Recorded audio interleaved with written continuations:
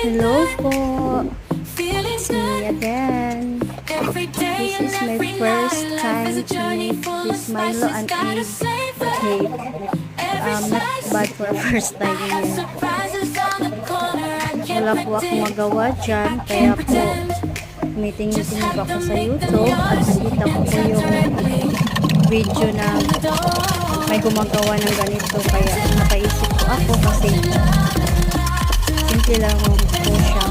Kaso po yung paggawa ko is wala pa po 20 minutes ata, kinuha ko na po agad kasi parang natatakap na ako, tapos hilaw pa pala. So ito po siya, napag-fast forward ko lang po. Milo and egg make a simple cake.